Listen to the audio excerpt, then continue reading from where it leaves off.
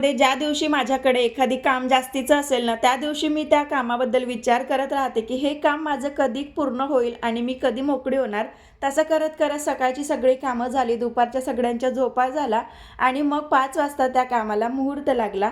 तोपर्यंत रिदूसुद्धा उठलेला होता. आता शेवटी काही पर्याय नव्हता म्हणून त्याला असं खाऊ-पिऊ घालत किंवा कुठलं खेळणे वगैरे देत मी सगळे गहू जे आहे ते स्वच्छ करून घेतले. कारण आज रात्रीपुरतं दळण होतं, सकाळपुरतं नव्हतं आणि आम्हाला सगळ्यांना ते खाल्ल्याशिवाय भूक काही जात नाही. कारण दोन्ही टाईम जर भात खायचा म्हटला तर खूपच ते वेगळं अवघडल्यासारखं होते. एकदम वरच्या वरती भूक लागत जाते. त्यानंतर इव्हनिंगच्या कामाला मी सुरुवात केली.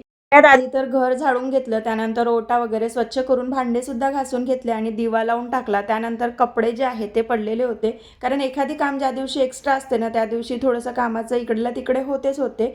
त्यानंतरनं दळण जे आलेलं होतं रात्रभर मी अशा पद्धतीने ठेवते आणि जेवणामध्ये आज बनवलं होतं बेसन.